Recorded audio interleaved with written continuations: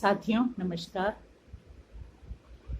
आज मैं आप लोगों से एक बात पूछना चाहती हूँ कि यदि हमें अपने पूर्वजों के विषय में जानकारी प्राप्त करनी हो, मतलब अगर अपने दादा दादी जी, नाना नानी जी या अपने उनके भी और पिता के विषय में जानकारी प्राप्त करनी हो तो हम किससे प्राप्त करेंगे?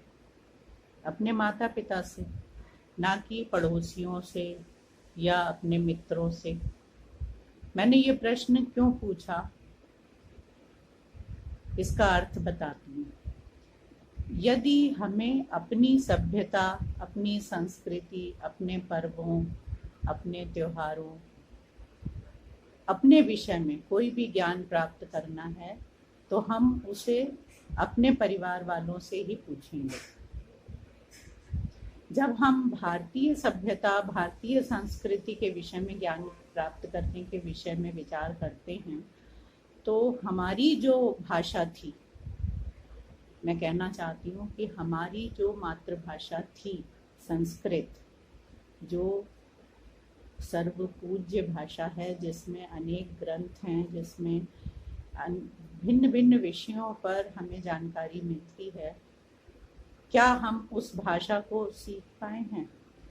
क्या संस्कृत के प्रति हमारी रुचि है?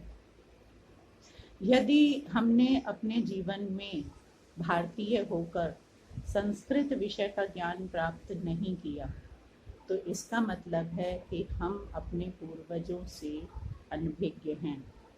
हम भारत देश की संस्कृति, सभ्यता, इतिहास, भूगोल, यहाँ की ऋतुओं, विभिन्न चीज़ों के विषय में अनभिज्ञ ही रहेंगे, क्योंकि संस्कृत भाषा में जो चीज़ें बताई गई हैं उनका हिंदी अनुवाद या इंग्लिश ट्रांसलेशन हमें भिन्न भिन्न पुस्तकों में मिलता है।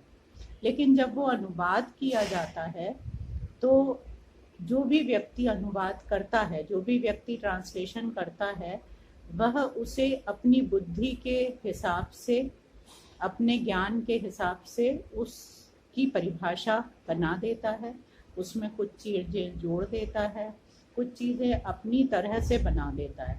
तो यदि हम किसी भी चीज़ मिलावट रहित, मतलब जिसमें कुछ भी मिलाया नहीं गया है, यदि हम केवल वही ज्ञान प्राप्त करें तो वो ज्ञान जो होगा वो निर्मल होगा, उसमें किसी भी प्रकार का मल, मतलब किसी भी तरह का कूड़ा करकट या किसी भी तरह का मिश्रण नहीं होगा। जैसे कि हमारे यहाँ कहा गया है, सर्वे भवन्तु सुखिनः, सर्वे सन्तु निरामयाः, सर्वे भद्राणि पश्यन्तु मा कश्चित् दुख भाग भवेत्। मतलब सर्वे भवन्तु सुखिनः, सभी सुखी हों, सभी निरोगी हों। सर्वे भवन्तु सुखिनः, सर्वे सन्तु निरामयाः, निरामयाः माने निरोगी, उन्हें कोई कष्ट ना हो, शारीरिक या मानसिक या आध्यात्मिक किसी भी प्रकार का कोई कष्ट ना हो। सर्वे भद्राणि पश्यन्तु, भद्राणि मतलब कल्याण को ही देखें, अच्छाई को ही देखें। माँ कश्चित दुख भाग भवेत्, मतलब किसी को भी किसी प्रकार का कोई कष्ट ना हो।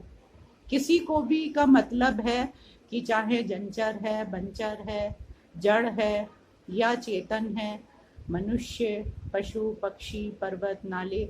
हमारी जो संस्कृत में जो प्राचीन जो सभ्यता थी उसमें प्रत्येक वस्तु का ध्यान रखा जाता था। तो जब हर चीज सुखी होगी, हर चीज संतृप्त होगी, हर चीज संतुष्ट होगी, तो किसी प्रकार का किसी को कोई कष्ट नहीं होगा और सुख ही सुख होगा। मतलब केवल अच्छाई ही अच्छाई की कामना की गई। अब जब हम सुख कहते हैं तो वो सुख कहाँ से मिलता है? जब हम सुख की बात करते हैं तो वो सुख हमें कैसे मिलता है? जब हम कोई अच्छा काम करते हैं और दूसरे हमारी प्रशंसा करते हैं तो हमें बहुत अच्छा लगता है।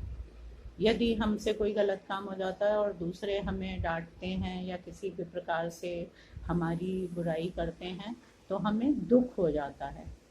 तो इसका मतलब क्या है कि संस्कृत ग्रंथों में सुख की जो परिकल्पना है, सुख की जो कल्पना की गई है, वो किस चीज पे आधारित है?